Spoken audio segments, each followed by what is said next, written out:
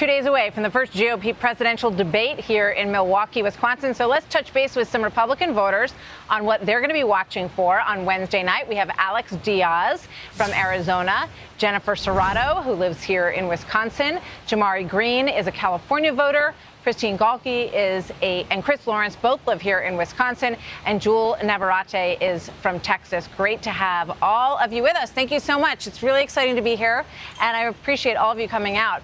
So I know that you all indicated that you have previously either voted for or been supporters, if you were too young to vote, of President Trump. So my first question for you is, how many of you are looking at Wednesday night and considering voting for some of these other candidates? Raise your hand if you're open to these other candidates.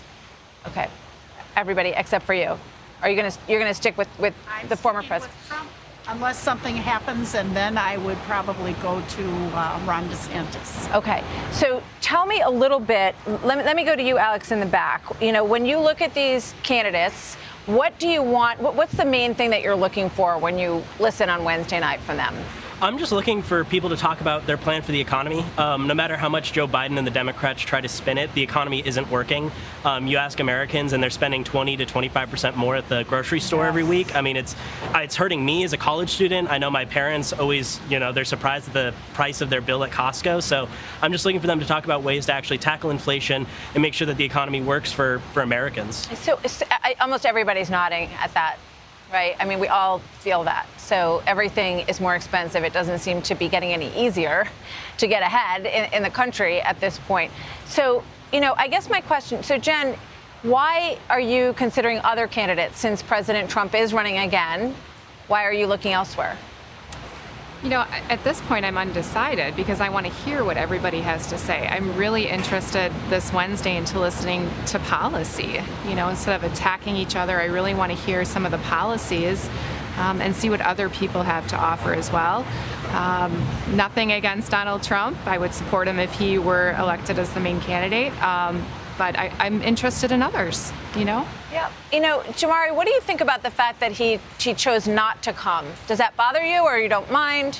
No, I think especially with everything else that he has kind of going on right now, I feel like this is probably the last of his worries in terms of just trying to make sure he moves the aisle in the direction he's going. You see that he's currently still leading in the polls. I just think this is all the calm before the storm for him right now. And once we figure out what's happening with him up in D.C. and in Georgia, you'll probably get some more clarity. So if he were to be convicted, how would that impact your thinking about the election, or would it? It wouldn't really impact my thinking at all. I think as a party, I don't want to shoot with inside my own tent. So whoever is our main candidate in charge, that's who I will be going for, and that's who I'll be supporting for 2024. So, and what about you? It doesn't bother you if he's convicted? How does it impact your decision? If he's convicted, no, I would still consider voting for him. Mm-hmm. I agree with what he said. We need to support whoever the nominee is going to be, and even if he is a nominee, I'd still support him. And why do you feel that way? I just think that the left is really just trying to use anything they can against him, and I think as Republicans, we just need to stand up and say, hey, that's not okay, and we're still going to support him.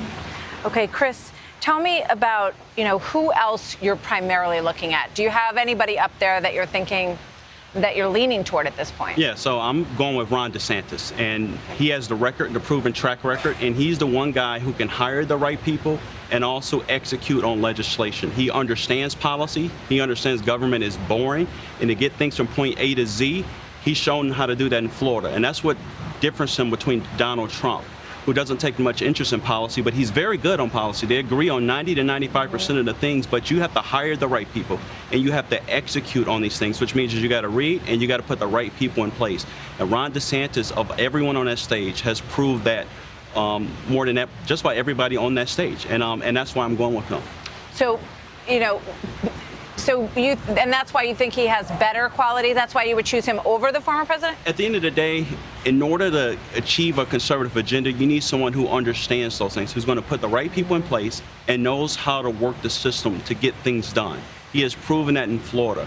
And it's just very competent government. That's what I'm voting for, is competent government. And of all the people on stage tomorrow, and Trump is not on stage, but he's the one most competent out of everyone running. So, Chris, you support former President Trump. What do you think about the fact that he chose not to participate in the debate?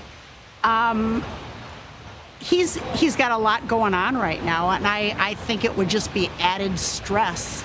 Because as much as we like to look at him and think, oh, this guy is never stressed out, he has to be.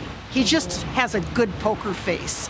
And I just don't see how he could deal with coming with this and dealing with what's going on in his life right now.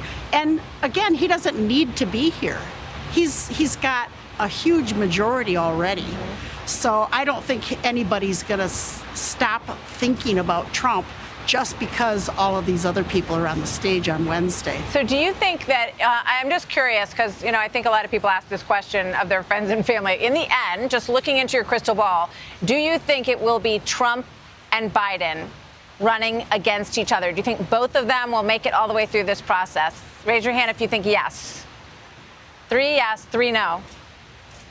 Who do you think it's going to end up being, Tori? Yeah, I will say that I think it will be DeSantis, even though he is not my personal front runner. Really? I just think time and time again it shows that we, as a party, we like to always throw a little wild card in there. And I think that DeSantis will be our wild card. Like Chris hit on, a lot of what DeSantis has done, he's delivered a lot of actionable results. And I think that's what Americans need right now. For the past 4 years, we had these rose-colored glasses given to us of just things painted pretty over trash. And I think that DeSantis provides a new lens to that I think Americans need and want.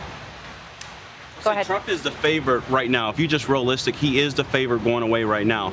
DeSantis' best chance is making this a two-person race before Iowa. If he can do that, he'll have the best chance of winning. But right now, with so many people in the field, it's going to be difficult. And Trump is the front runner. And he is de facto an incumbent because he's a former president and he's Donald Trump. Yeah, that's a very unusual situation. We've never been there before, where you have a former president who's running again. So he starts off with an enormous advantage, having had the job before. Thank you so much to all of you. It's very hot out here. Thank you for hanging in there on this August day in Milwaukee. It's great to be with all of you. Thank you very much.